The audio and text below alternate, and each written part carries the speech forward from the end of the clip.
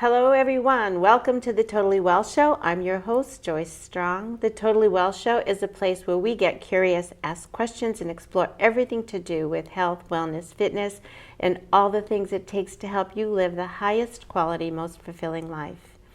It's my joy today to reconnect with an old friend, Chris Vasiliadis. And Chris and I met at school when we were training to be coaches at the near the beginning at Well Coaches School. Yeah. Chris is a speaker, author, and coach. We're going to tell you a little bit more about that. She is a national board certified health and wellness coach. She is a newly minted author. Her book is called Ignition: A Professional Woman's Guide to Energized Burnout-Proof Living. And her nickname is Burnout Buster.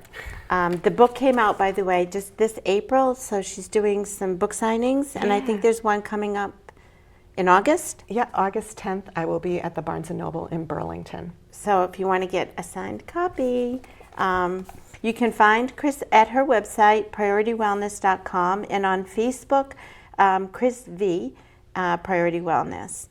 And welcome. Thanks, Joyce. I'm thrilled to be here. So I always like to help my viewers understand how you got to this point, being a speaker, speaking to large groups of people, being a published author now, and of course doing your one-on-one coaching with your remote clients. So what got all this started? So the coaching came first, I would say, and what sparked that was 3 years before I started my coaching practice, I was diagnosed out of the blue with multiple sclerosis, which is a chronic disease of the central nervous system. And so you were in a different profession altogether. I was. At the time, I was doing marketing consulting. And this happened. I was fortunate enough to get diagnosed pretty quickly, about within 3 to 4 months after my initial symptoms showed up. And that caused a whole bunch of lifestyle changes for me personally. And as a result, health and wellness became more and more important to me. So much so that I felt compelled to want to help others attain their best level of health and wellness possible. Mm-hmm. So I started exploring some aspect of that for my next career. At the time I was considering terms like wellness advocate, wellness consultant. I worked with a career coach and also reconnected with someone who called herself a wellness coach. So this was now late 2007, early 2008. And at the time, you might remember, you didn't hear a lot of health and wellness coaching around. You heard life coaching, career coach, business coach, etc. But not a lot of health and wellness coaches were around at that time. So this wellness coach and I got together for coffee, and I explained to her what happened to me and how I was exploring different ways to perhaps get into health and wellness. And I said, I'm intrigued that you called yourself a wellness coach. How did you come to do that? And she said, oh, well, I went to the school where I got trained and certified as a wellness coach. And I said, really? Tell me more about that. And I ended up enrolling in Well Coaches, which is the same program she had gone through. Mm-hmm. And so I spent the bulk of 2008 going through the Well Coaches program and also getting certified as a personal trainer through the American College of Sports Medicine. My main previous careers were in the high-tech industry. My bachelor's is in computer science, my master's is in education. So I felt that in addition to having my life experience in going through and managing my MS, it was important for me to also have a credential in the health and wellness space. So that's why I went through that process. So once I completed my certifications in health and wellness coaching and the personal trainer certification, I hung up my shingle for Priority Wellness in the fall of 2008. So I've had that practice for a little over 10 years now. Mm-hmm, mm-hmm. Very nice. Yeah. So what kinds of people do you like to work with?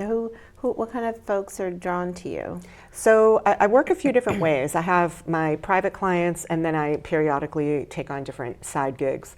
So with my private clients, I specialize in working with professional women who feel like they are at or approaching burnout in how they're running their lives or how they're working in their days, or a little bit of both.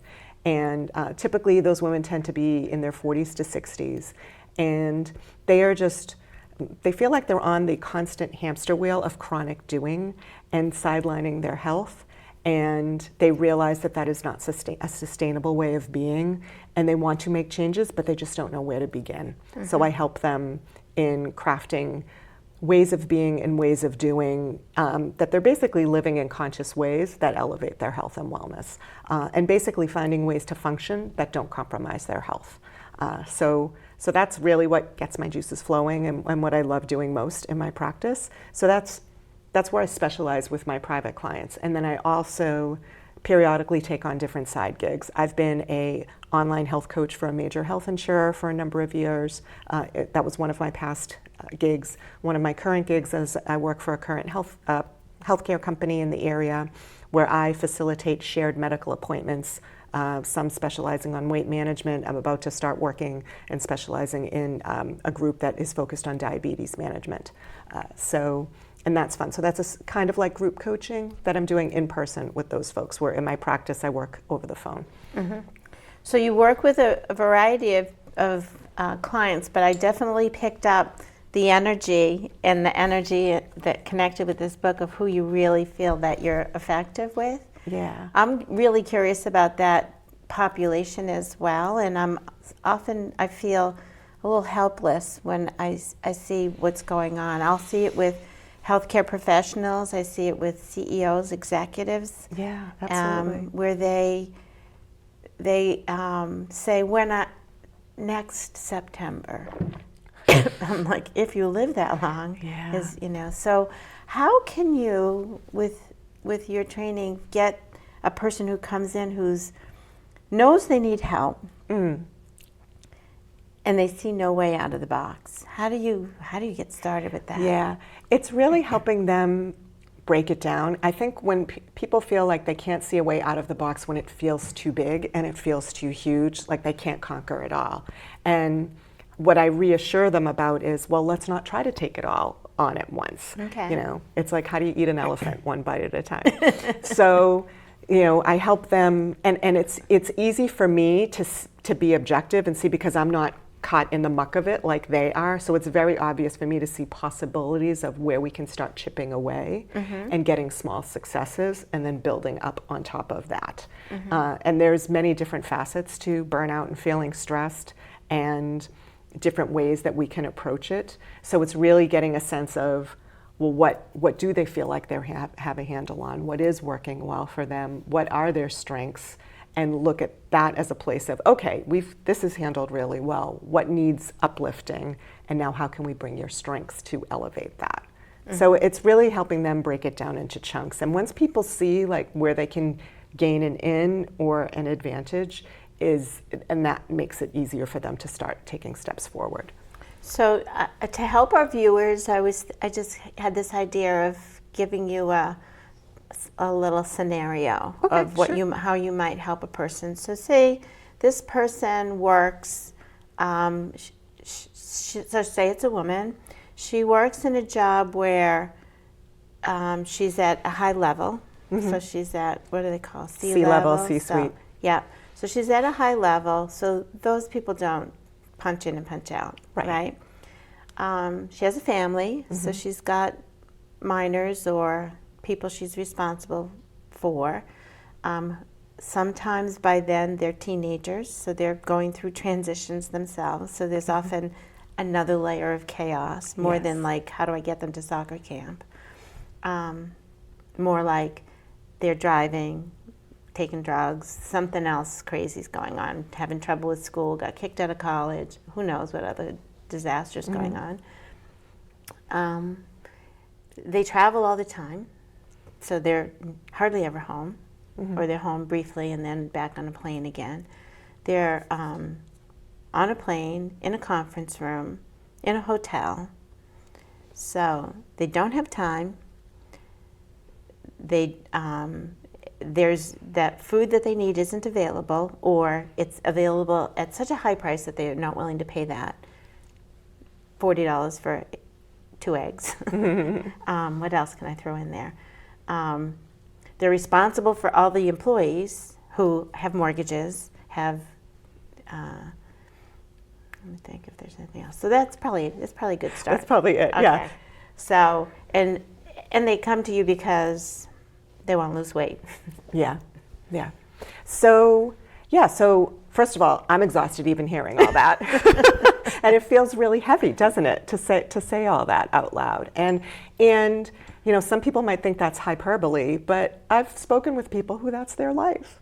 And that's just the surface. And that's just what they've told me. Exactly. So that's just the surface. Yeah. And so you can as a coach can feel helpless, and the person that's talking to you can feel helpless. So I think the first thing is assuring them that you're not alone, because they can feel really alone, that like, I'm the only one who's experiencing this. Well, no. Well, if they're in the C-suite, right? Yeah. Who's going to tell them? Exactly. No one's going to Right. Yeah. Exactly. Only at the top. Yes. So that can be assuring, and also assuring, like, you're not the first person who's come to me with this situation, and okay. I can assure you that there are ways to conquer what's going on for you. Okay. And then it's really starting to dig down and understanding what's important to them, what matters to them, what's of value to them, and ultimately we start crystallizing what an approach for them would look like, because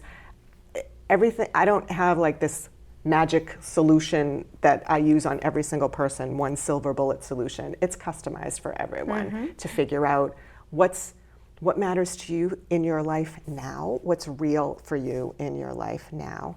And ultimately, I end up giving them an assessment that we go through that helps them prioritize what makes sense to work on now. Because typically, what I find often is with a C-suite individual, male or female, they got there, they're very high-powered, they're very, they know how to get things done. And sometimes that can be a double-edged sword. They take on so much, they don't know when to back off and set some limits and set some boundaries. So that's kind of how we start, and then kind of starting to delve in and dig in, it's really a matter of what's important to them. And I let them, where I'm the expert on habit change, they're the expert on themselves. So it's that collaboration, out of that collaboration comes a different way of operating and functioning, that they can still get the things accomplished that are important to them and be with the people who are important to them in enriching ways and engaging ways, but in a way that isn't compromising their health. So I'm hearing that you're, in the beginning, doing a lot of listening. Yeah. So it's not, I'm going to come in and fix this for you. Yeah.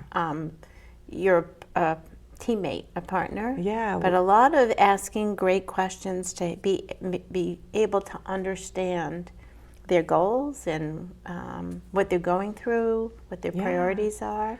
Yeah. Another thing I think I heard, which I really love, is you're not taking anything away from them. Like their core values are being held intact. Right. So just a simple example of that might be, I always eat this food that is actually toxic for me, but this is a family tradition. And so being able to hold the family tradition intact without compromising the health and finding a way to, so that brings me to another thing I heard you say, which is the limiting beliefs. I didn't hear that word exactly, but that you're, and you can say it better. You know where I'm going with that? I think so.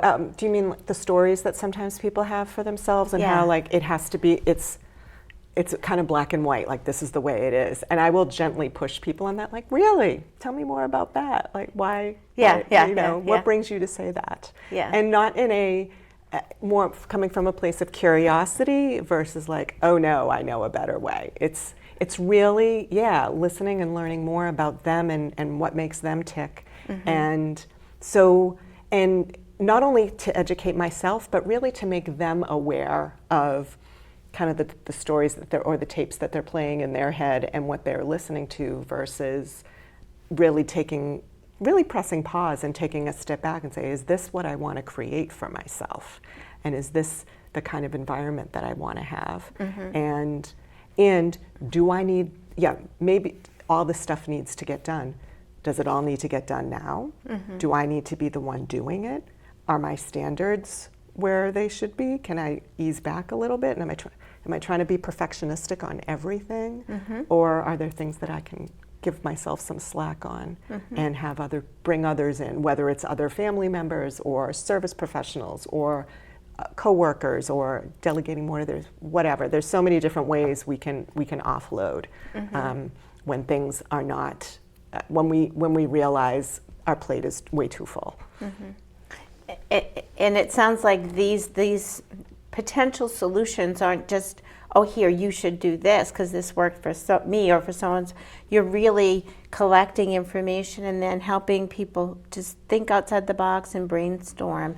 So it feels very safe to me. It doesn't feel like, you're going to criticize me or judge me or anything like that. Yeah, and thank you for bringing that out. Yeah, it's completely a judgment-free zone. I really, my intention is to have a really accepting space for people when we're working together. And also, I tell them over and over again, like, you get to decide. I'm not deciding for you because you're the one who's living with the choices of whatever it is you choose to implement. You're the one who has to go through the change of implementing and dealing with that. And a lot of it, I tell people, is experimentation. I don't know what's going to work for you. I don't have a crystal ball. Yeah. So if you come to this willing to experiment and try some different things out and treat it like play, that makes it more fun. And it's like a lab. We're playing around and figuring out what works. And you might play with some things and say, yeah, no, this isn't for me. Okay, let's try something else. So yeah, it's a combination of experimentation. It's a combination of looking at their perspective that they're bringing to something and deciding, okay, is that the perspective that is serving me? Or is there another way that I can look at that is more uplifting to my health and well-being? Mindset, we spend a lot of time on mindset and deciding, okay, is this how I want to look at this, or is there another way to look at this that's more empowering for me? That's all so good to hear. Oftentimes when I'm working with people, as in coaching, because I do, like you, with lots of different hats, but if I'm coaching somebody, they start to, especially if they came to me, like the example I gave you, I'm here to lose weight, when that's the last thing they need. They get kind of unnerved and think, this feels like therapy. And I'm like, well, it has some similar feeling to it, but it is quite different. Yeah. Would you say? Oh, yeah. So therapy is great if you are really struggling in an area from your past that keeps on holding you back. Okay. And where coaching comes in is for people who are forward, wanting to move forward, but having trouble figuring out how to do that. And they know they need their habits to change, and they can't figure out, and they feel like they're getting in their own way, but they just can't figure a way out. And so that's one piece. That's one way to look at the differences between the two. There is some overlap, though. Sometimes people make discoveries in your presence that might also happen in a therapy session. That could happen. Yeah. But I make it clear up front, I am not a therapist. I'm not a counselor. I'm not going to tell you what to do.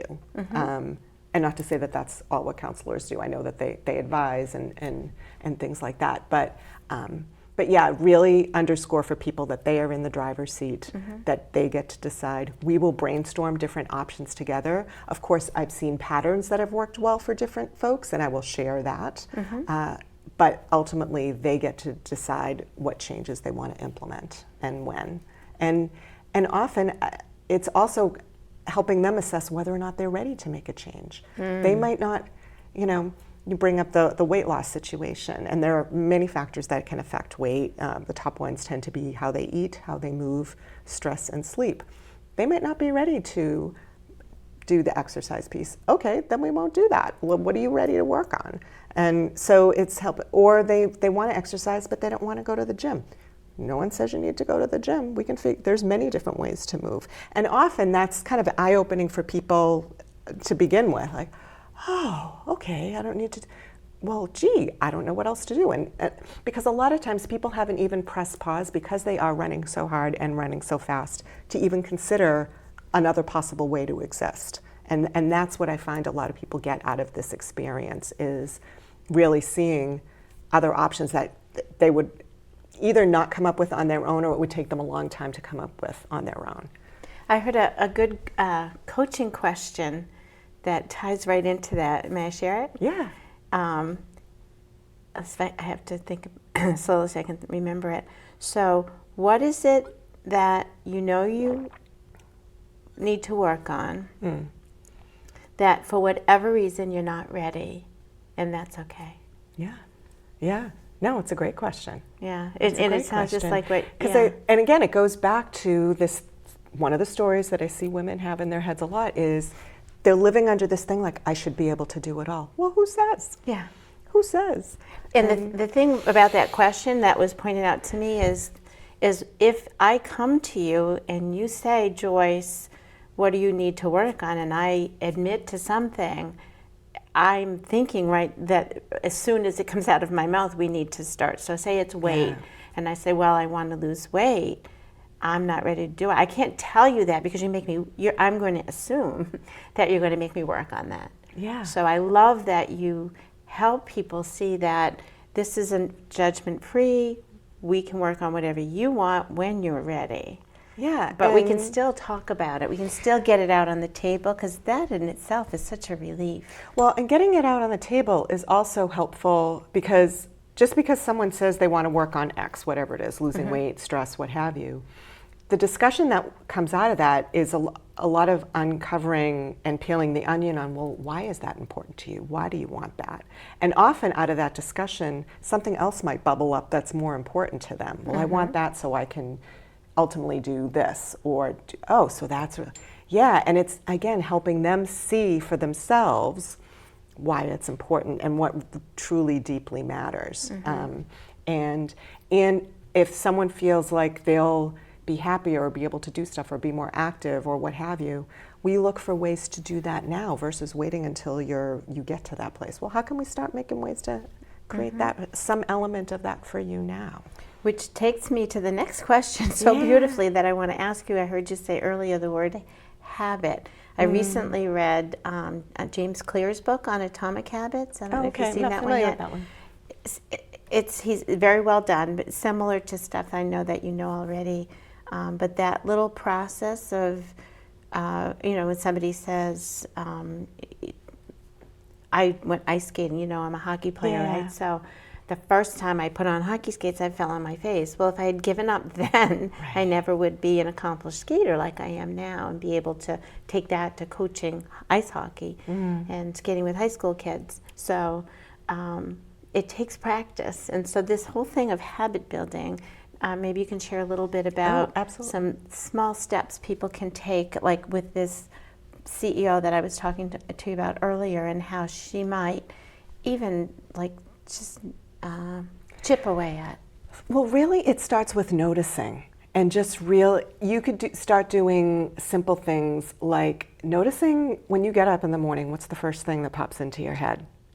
Is it your whole list of things, like, oh my God, I have to do, I have this laundry list of things I have to do today, or oh my gosh, I forgot to do this. And just kind of sit with that. Rather than leaping out of bed and getting to, just sit with that. What might that be like just to sit with that for a little bit? And also start with recognizing what your strengths are. And there are a bunch of ways to do that. You can ask people who are close to you. If you had to call out my top 3 or 5 strengths, what would they be? You could ask your clients that question. There are certain assessments you can take. The VIA Character Strengths Assessment, people can just Google that online. It's a free assessment that you can take to identify what your strengths are. And it's just helpful to know that because you can feel so helpless. And to get a real clear sense of what your strengths are, then you can think about, okay, now how do I bring that to the table?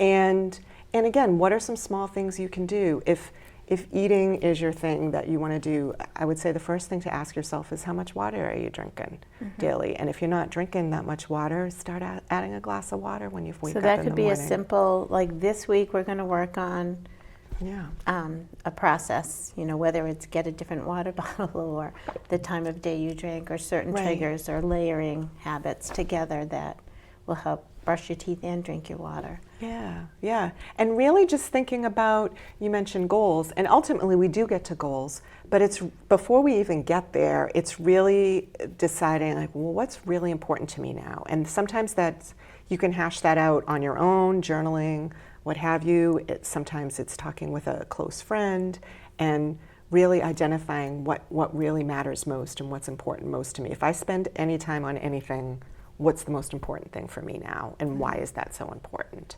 And really getting clear on that. And that can start to bubble up on certain things that you want to do. And say there's a goal, you can equate it to like wanting to run a marathon. If you decide to run a marathon and you've never done it before, you're not going to do it tomorrow. There's a training plan that you need to put in place. There might be some ways you need to educate yourself on the process and training. And I would apply that model to whatever kind of change you want to make. Who do you know who's done it before? Maybe talk to some other people who've done what you've done before and find out what's worked for them, or service professionals that they've used. If you think you might want to coach, start researching different coaches available and interview them and seeing if they're a good fit.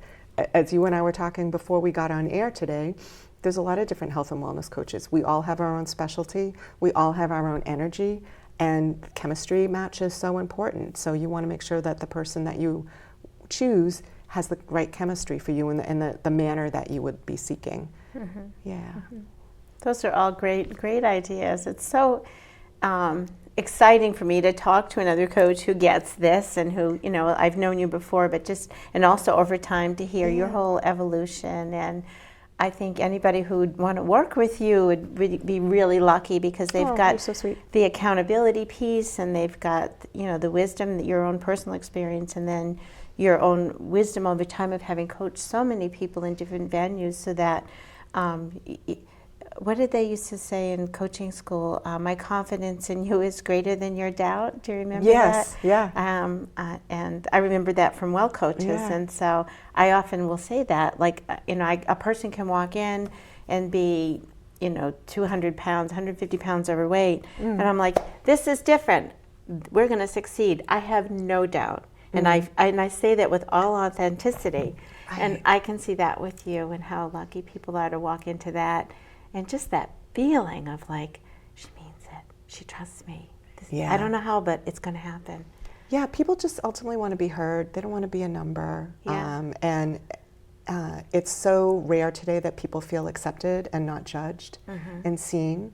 And just like you said, it's a privilege to do what you're doing with this interview. It's a privilege for me every day to do the work that I do with my clients and feel that they're heard, because I think that's a huge gift. That's wonderful. We have about a minute, and I don't want to forget to ask you what I typically ask my guests at the end of the Totally Well show. What are the top 3 things does it take for you to be totally well? I have a morning routine that includes journaling. I've journaled since I was 15, meditation, and planning my day. And when all those 3 things happen, and I would say, I'm not perfect, but I would say that happens 95% of the time. My day runs a lot more smoother. If any one of those things are missing, I'm scatterbrained through the day. So that's my way of grounding me. And I could journal anywhere from 5 to 20 minutes. I could meditate anywhere from 5 to 20 minutes. And I currently use the app Insight Timer for my meditation. I'll pick something different to do. Sometimes I need something guided. Sometimes I need music. Sometimes I just need a timer that chimes at the end. So I kind of tune in and decide what I need for myself. And then the journaling, that's just my best friend. I journal. The mode I usually use most is just a brain dump. I just dump whatever's in my head. Sometimes I need it to sort out what I'm going to do for the day. Sometimes I use it to sort out what I'm going to write my next newsletter on, or do my next Facebook post on. Or if I can't sleep in the middle of the night, I'll whip out my journal and just start writing. So that's just a really helpful way for me to just recenter and reground. And then planning my day. And there's different tools that I use for that to plan that out. And sometimes I'll even visualize a certain meeting, okay, how do I want that to go? And what's my intention for that? Yeah. Yeah, so all that those three things are the most helpful to me. Yeah, I've recently started to really get into the journaling in the morning routine, and I'm finding it's hugely successful and helpful. But we're at a time, and we could go on and on. This was so wonderful to be able to share what you do with people and invite them into this new way of healing and changing and taking control of their lives. Well, I'm so honored to have been here today. It was great to chat with you. All right, thank you, Chris. Yeah, thank you.